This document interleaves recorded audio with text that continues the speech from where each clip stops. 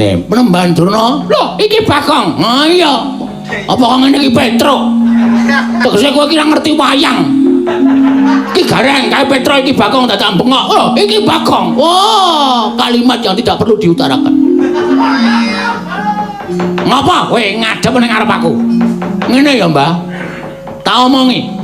Nek kowe pamer brana picis karo Semar, kuwi ora mempan. Nek kowe pamer derajat pangkat karo Semar, kuwi ora mempan. Mergo pendak dina aku gareng karo Petruk ki sowan karo bapak ki mesti diparingi dawuh. Le, wong urip ki aja ngawula karo bondo donya. Wong urip ki aja ngawula karo derajat pangkat. Elinga.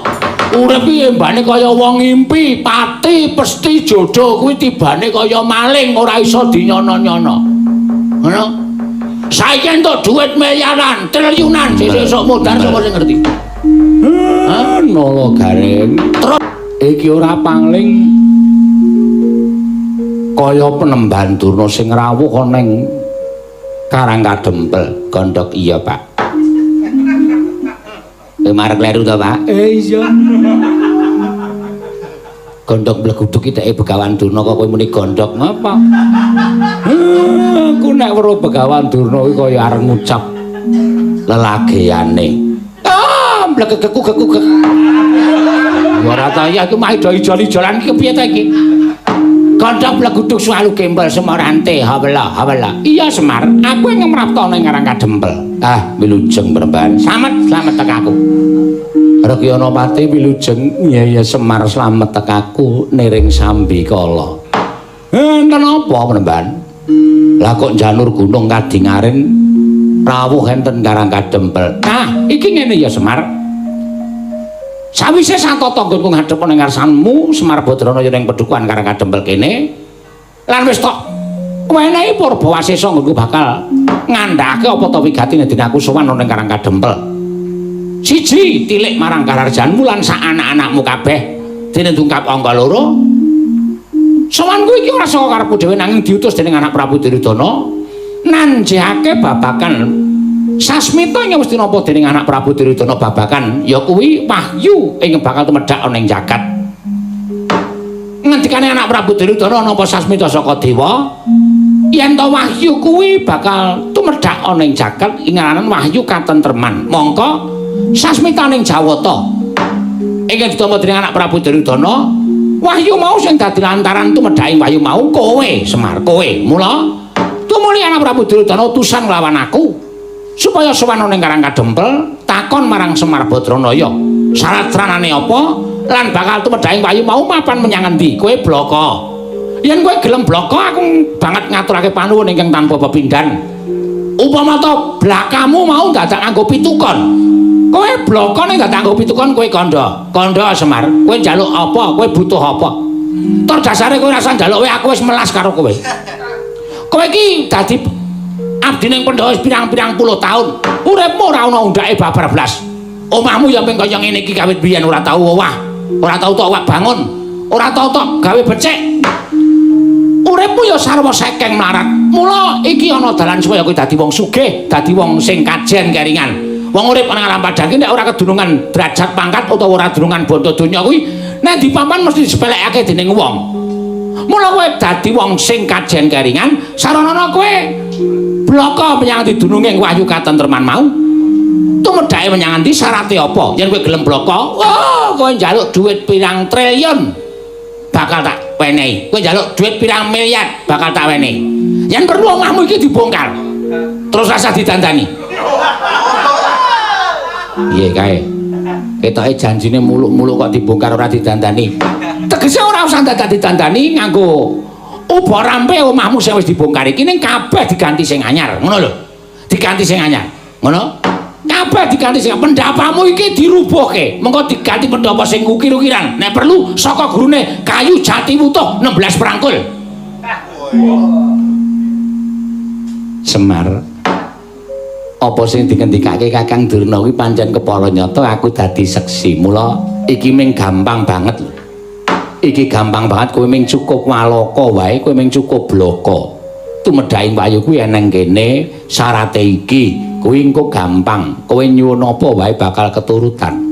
Apa kowe nyuwun kereta kencana ingkang ditretes inten ditarik kuda 8 cacahe. Kowe nek ndi ora usah dadak kangelan nite kereta. Saben kereta liwat para kawula ndodhok nyembah karo kowe. Apa ora jeneng kajen keringan? Lho, kowe rungokno Semar. Kowe bakal diwenehi kereta kencana. Mengko yen kowe diwenehi kereta kencana, anakmu 3 Gareng Petro Bago kuwi bakal tak wenehi kereta sing diusung karo wong papat.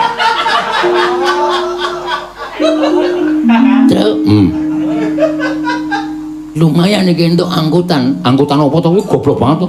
Kereta dusung wong papat iki bandosa. Wah, tapuk cangkeme. Kosike. Sabar. Rasa kesusu, sabar. Ngono?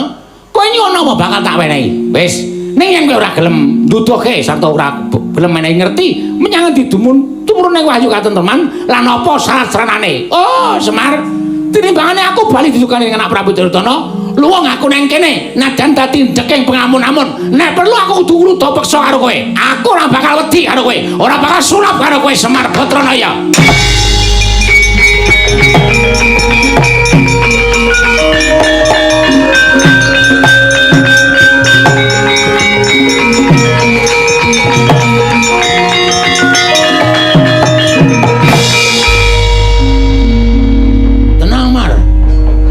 Rasa Semar iki tugasku iki.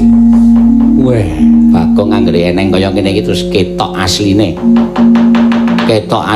Penemban Durna. Lho, iki Bagong. Ha iya. Apa kok ngene iki Petro? Tegese kowe iki ora ngerti wayang.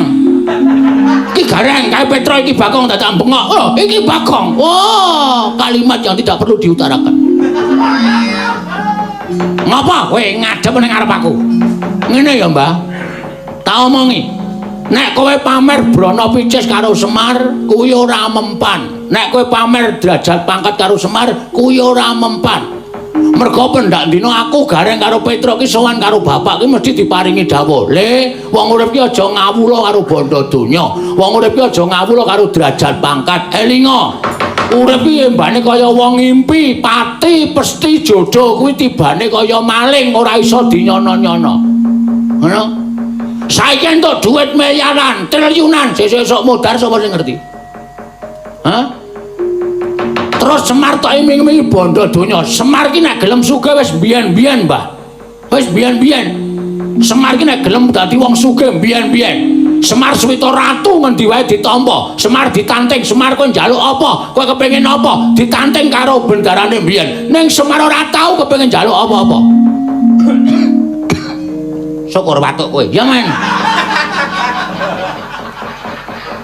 Semar nek gelem dadi wong sugih mbiyen-mbiyen tak omongi. Ning Semar ki uripe pancen ya mung kaya ngene iki. Mergo Semar duwe saloka jroning uripe. Wong ki ditemeni lek dadi apa urip ning alam donya. Nek dadi ratu ya ratu sing apik. Nek dadi patih ya patih sing apik, dadi kawula ya kawula sing becik, dadi dukuh-dukuh sing apik, RT sing apik, dadi lurah-lurah sing apik. Kuwi salokane Semar. Ngono. Derajat pangkat ki mung sampiran bondo donya ki mung titipan ora tau digawa modar. Kowe tau weruh ana wong mati dirugi dhuwit tau? Ha, kowe wae jajal ya sesuk. Penyakit to. Ameng bondo donya kok dumukke Semar, mbok keke aku. Piye kuwi? Nesu ora positif kuwi piye kuwi? Hah?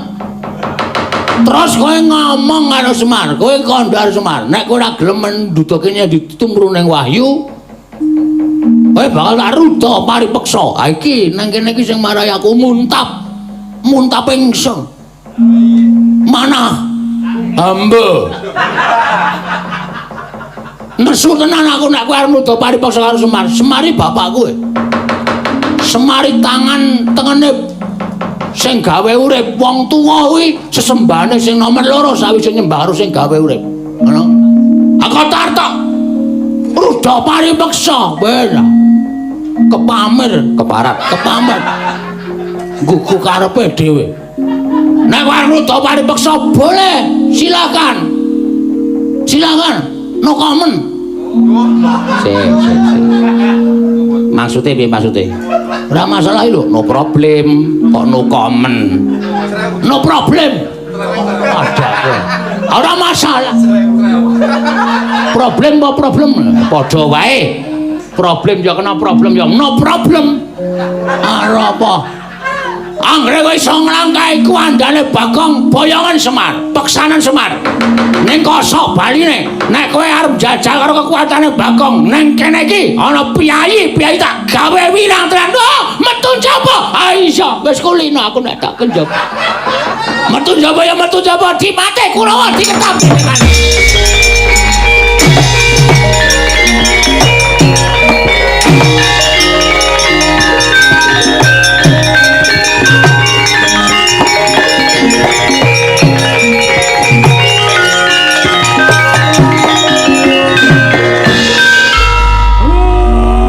Bener kowe ngewangi bapakmu. Ning nek wis dadi kaya ngene iki jenenge tembung kriwikan dadi grojogan, geguyon dadi tangisan mergo saka lambemu. Sing arep nandingi Kurawa sapa? Sing arep nandingi Kurawa sapa? Aku ora ngerti. Aku gak omong bapak senengan. Bapak iki lagane ngono kuwi. Bapak iki nek nesu kuwi lagane mesti ngono kuwi. Oh, bocah kandhane ngeyel ngono kuwi. Kok ditirake. Aku ki mengkap-mengkap dadaku. Nek weruh trekahmu, Pak. Aku sebagai anak, Pak. Anak iku bisa mikul dur mendem jero karo bapak. Iya. Mikul dur kuwi tegese kudu iso njunjung karo kabeciane bapak. Mendem jero kudu iso merahasiakan kejelekan bapak. Terus aku njaluk pangestu, Pak. Kurawa tak tandingi dhewe. Lho. Kurawa 100 cacahe. Aku 250, Pak. Pancen nyayal tenan bocah iki. 100 cacahe ora kok regane. Kurawa iki cacahe 100 ana Dursasana Durmagati. Ora wedi. Aku ora wedi, Pak. Bapak ora ngerti historiku. Waduh. Histori apa? Ngeri. Ngeri dengkulmu mlacot kowe. Histori iki sejarah. Bapak ora ngerti sejarahku. Bapak ora ngerti kabarku to. Aku kulino digebuki nang pasar, Pak. Aja ngomong 100, wong 200 gebuki aku. Nyatane aku isih urip.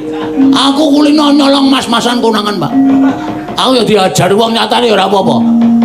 Wes, iki aku mbelani karo bapak. Mati ya, mesti aku mlebu swarga mergo matiku mbelani karo bapak. Tandangane. Nek ngono aku melu le, nek ngono aku melu. Rasa do melu.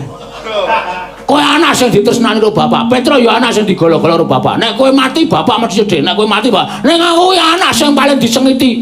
Ora Bagong, kowe iki ya tak tresnani. Alah. Pajake wingi joto kaidet aku ora dhewe aja. Ngerti aku dikandani tanggaku si Poniman. Poniman barang kok melu gitu. Kalau Gong, bapakmu dom-dom duit kowe ora kai dhewe. Aku ora apa-apa, Pak. Aku ora apa-apa. Neng lihatlah. Anak sing tok tresnani karo anak sing tok sengiti iki luwih ngabekti anak sing tok sengiti, Mer. Ngerti? Pancen kowe wani tandang ana. Nah, ketok lemu tega karo aku. Bisa to cah iki? Aku kok tau nandangi Kurawa ki aku men mati, Men mati. Terus anakmu sing do teng pendana matane kuwi do ngapa kuwi? Do ora ngerti mbelani karo bapak wae piye? Iki piye nala gareng? Wis yo, tak ewangi yo. Tak ewangi. Ndek pamrih kowe.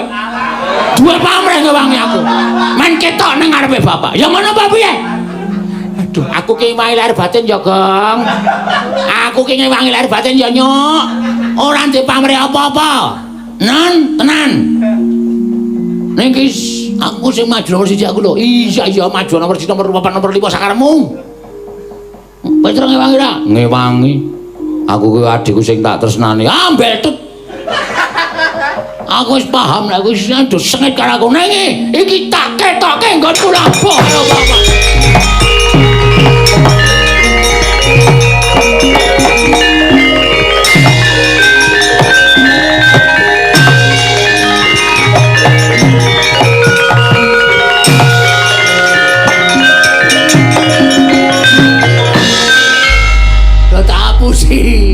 Aku liwat buri omah. Kae do goleki aku do tingak-tinguk. Ben sing dipateni men gareng sik. Petruk pateni Semar mati, aku dadi Semar. Blegedhuwek.